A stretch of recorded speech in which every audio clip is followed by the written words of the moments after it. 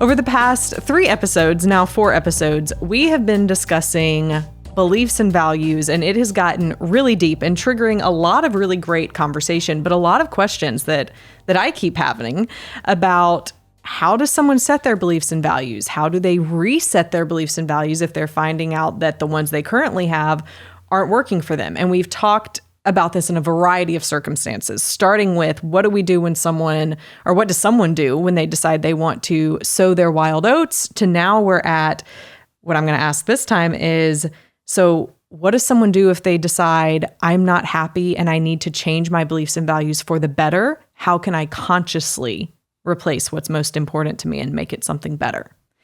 That's what we're talking about today. I think that part of that, by the way, I'm Dr. Joe Beam. Welcome to Marriage Helper and to Relationship Radio. This, my beautiful daughter, Kimberly, is our CEO. This, my daughter, Kimberly, my daughter, Kimberly, is our CEO. It was a word I remember learning way back when I was in college. I may not even use this word anymore. It was called mores.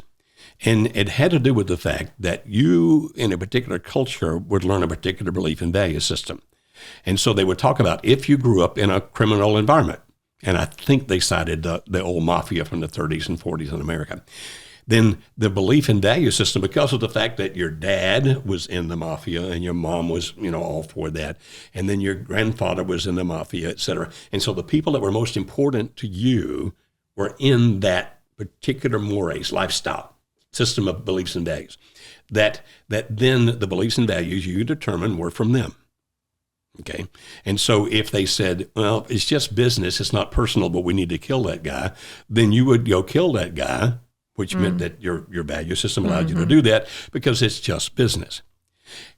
They had a vow of silence, which basically, according to what I read, they had a vow of silence, which basically said that we will never tell on each other, et cetera, et cetera.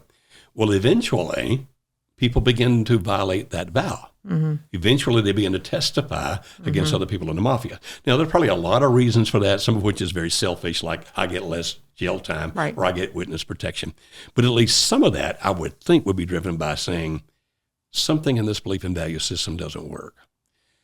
Because, as you said in a previous program, it's innately within us to want to help people, to want to live in love, not in hate. Love is a positive emotion, which we really enjoy feeling. Hate's a negative emotion, which leads us to make some very bad decisions and take some very bad actions. And so a person literally could say, I don't like the belief and value system I have now because I think it leads to more harm than good. It's not an act of love. It's actually doing damage. How's a person going to do that? Again, I keep playing the same tune over and over. I believe they're going to have to find someone or something that becomes the most important to them. Because as long as Uncle Vito, if that's the guy's name, is still the most important to me, no matter how much I want to change my beliefs and value systems, it's going to be extremely difficult to do. And so if I find a mate that's outside the system and she or he begins to have a strong influence over me, or if I find religion, or if I find a person that's just so full of kindness and compassion, I run into Mother Teresa and I begin to be so impressed by her, then I think that's what's going to facilitate changing the beliefs and changing the values. It's primarily going to come because of a relationship over here with somebody changing. Now, can a person do it only on their own? Anything's possible. But the way that it's more likely to occur is that someone or something rises to the top over here that becomes the most important person or lifestyle or goal. It becomes the most important thing to me. And that then will give me the ability to change my beliefs, which will give me the ability to change my values. And so the guy who wrote the old hymn, Amazing Grace, was a slave trader. And when he finally accepted Christianity as a religion, he began to change his beliefs and values because now up here had changed. For him now it was God and Jesus, that kind of thing. And so the song he wrote, Amazing Grace, how sweet the sound that saved a wretch like me. I once was lost, but now I'm found. I was blind, but now I see. So what was the change? Whatever was important changed, which led to his beliefs changing, which led to his morals changing. So what I think I heard you say was if someone is wanting to change that top thing, then that's guiding everything else, then typically the majority of the time it's going to be a person that they meet that facilitates leading this change, even if that person doesn't become the most important thing. Or were you saying that person becomes the most important thing? I think at least for a while that person will become the most important thing. But you're right. That person may not become the most important thing, but they begin to have that kind of influence. So here's my concern. If we put a person as our most important thing, like a human person, then we're never going to be fully satisfied because people fail us. That's correct. So you and I would not recommend that be what people look to do. We believe that it should be something bigger than that.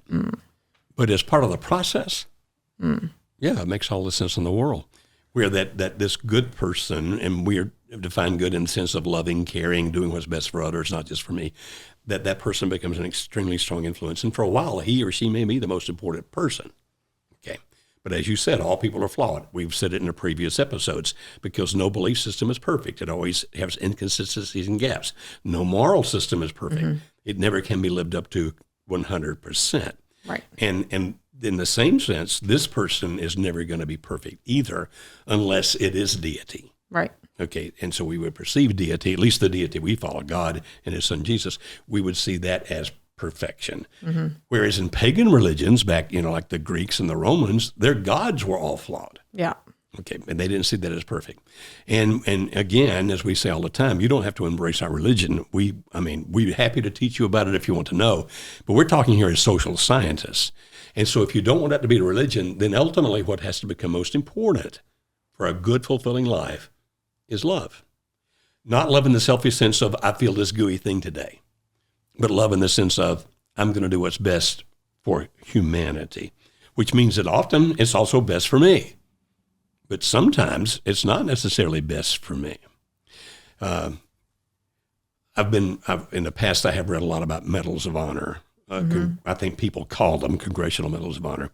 And if you look back to the Vietnam era, which is my era, and particularly among the Marines, the most common reason that a Marine would be given the Medal of Honor was posthumously because he, in that case, who were all men, had jumped on a grenade and covered the grenade with his body to protect his mates. That's love. Well, in that particular moment, it's not the best for me, but it's the best for the people that I care about. And if that becomes the guiding principle, then the beliefs will never be perfect. The values will never be perfect. But they become a belief and value system that really benefits humanity, which means in the long run, it also benefits me. What do you think are the common current poor beliefs and values, or most important things that people have put up here that is leading people to make bad choices? I think there's several. Back when Bill Clinton was running for president, I was speaking up north somewhere for a corporation, and I'm on a shuttle that goes by into hotels and picks people up, take them back to the airport. And on the way, I hear these business guys. They're all wearing these fancy, expensive suits, and they're talking about the Clinton running for office as president. Now, I'm not making a judgment here about Clinton. I'm just giving an illustration of what happened. And I spoke up and said to them, gentlemen, it just had come out that he had had an affair. I can't remember the woman's name. And apparently Playboy had found out and put her as a pictorial, a nude pictorial in Playboy. And I said, does it matter to you that the guy that would be the next president has been a man that cheated on his wife like that? These guys all replied, oh, we admire it. Have you seen her picture in Playboy? Well, no, I didn't. We admire it because look at the beautiful woman he got to have sex with. And I'm thinking, whatever their belief and value system is, was far different than mine. Well, in their case, would only have to surmise, I didn't ask them what it was, but it's going to be something to the degree of, if this makes me feel good in a moment, who cares what it does to other people? That would have been the ultimate, most important thing to them. And so if I have a chance to have sex with some beautiful person, it doesn't matter that I'm married, he's married, she's married, who's married. It doesn't matter that we're destroying other families and relationships. I'm going to do what's making me happy. And then counselors came along. Not all counselors by any means, but many counselors would say, and don't think about your children. If you're thinking about ending a marriage, don't think about your children one iota. You do what's best for you. What makes you happy in the moment? Well, what about the long-term effect on the kids? You wrote a master's thesis about that, didn't you? Mm-hmm. And we know it has negative effect on the children. Mm-hmm. It doesn't mean they're necessarily doomed, but it has negative effect on them. And so I think whatever it might be, whether it's sex, whether it's alcohol, whether it's fame, money, any of those things, it all comes down to what makes me happy in the moment. Mm. And therefore, some of the influencers on media, some of the celebrities, et cetera, give the stupidest advice that you could ever give anybody about life. But it's like, look, I'm happy in the moment. Look how famous I am. If you want to be famous like me, you do what's going to make you happy in the moment, and people are buying it, and the world is deteriorating. So that Putin says, I want that country, Ukraine, let's go get it. So that right here in Nashville, just before we recorded this, some kind of a monk, I think it was a Tibetan monk, this group of people, 4 women and a guy, one of the women was carrying a toddler, broke into this temple, and then they held him down, the monk who was there, while they stole all the things they could. Well, he tried to grab some stuff back, so they just beat him up. It's on camera. They've actually got a video of this, and one woman's holding a child while she's doing this, and then they all run away. They had actually stripped most of his clothes off of him. He's chasing them, because I guess he's trying to get stuff back for his temple. And we look at that and go, why? It's like, hey, I want money. I don't want to work. What'll make me happy in the moment is, I think you may have some money. I'm going to take it from you. On the news in Nashville, just before we recorded this, a man of Indian descent who was a clerk at a store on the other side of Nashville, people would go to that particular convenience store just to buy from him because he was so pleasant and made their days. 2 15-year-old boys. Oh, no. Rob him, and one of them just shoots him dead just for the fun of it. There's a big memorial outside that convenience store now of all the people, and they were interviewing him on the television.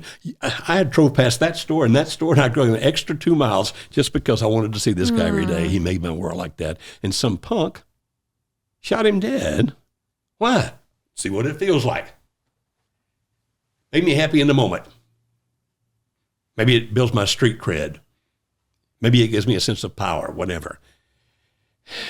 As my grandmother used to say, the world's going to hell in a handbasket. Mm-hmm. Okay. And so we look at that and go, what about you? Are you? Because if you think I'm doing what's making me happy in the moment, are you thinking, if you have children, you're thinking about them? If you have a spouse, what about what it does to his or her world? What about your in-laws? What about your family? What about your friends? What about the other person if you're involved with them? What about the lifestyle? Who all's being involved in that? Et cetera, et cetera, et cetera. Okay, I'm through preaching now. Hey, I think you have a couple more points you could hit before the invitational in the song. No one's asking these questions of people. People aren't being convicted and challenged on this. No. Mm-mm. No, it's all about do what makes you happy. And it's like, if I can't do what makes me happy, then you're the bad guy. Mm-hmm. Even if I don't agree, even if I'm not trying to stop you, if I just say that's not right, you're the bad guy for saying it's not right. People should all want to do whatever they think they should do in the moment. And that has become the most important thing here. It has affected beliefs and values without a doubt. Has it changed the world without doubt? It's changed you, either for the good or for the bad. And you're the only one that can think about that. It may have changed your spouse for the good or for the bad. And we would definitely love to help. Now, if you come to one of our workshops, don't think it's going to be what I was just doing. We don't preach at you. I don't get mad. I don't even lead all the workshops. We have other leaders as well. We teach very openly, very kindly, very understandingly, very respectfully. We do ask people to think about things they're not asking about or not thinking about. Mm-hmm. And I think that's what the world reads right now. That's what the world needs right now, in my opinion. Mm-hmm. What about you? I would agree with that. So what would be your encouragement? Number one, work on yourself. Figure out what's the most important up here. You say, well, it's going to be my husband or wife. That's good, as long as you remember what Kimberly said a few minutes ago. They're flawed, okay? They're not going to be perfect. And if you center your whole world just on one person, then you're going to sometimes be frustrated with that because of their flaws. Well, about children, those are good. Spouse up there, children up here, those are good things. But overarching, there needs to be a principle. Now, for us, that would be our Christianity. But at the very least, it's got to be love, meaning doing what's best for people, not just me, not living for in the moment, living looking to the future, not just for today, but on down the line. And then let that be the strongest influence on what your belief system is, on your value system is. And if you say, well, my spouse right now is straight off because he or she's after this or that or the other, what do I do? Don't worry about the other because you can't change that. Don't try to lecture them. Don't try to argue with them because that's not going to change that. What do? You become the biggest influence you possibly can on them by becoming the best that you can be. And we can definitely teach you how to do that. Mm-hmm.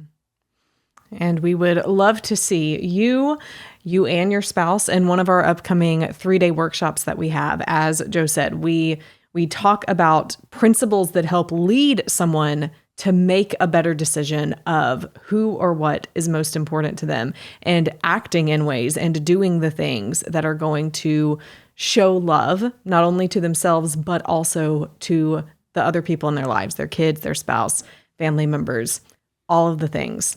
Amazing success rate, especially if your marriage is in any kind of crisis, or even if you're not in crisis, but you're just going through a period where you feel disconnected, you feel stuck, you feel unhappy.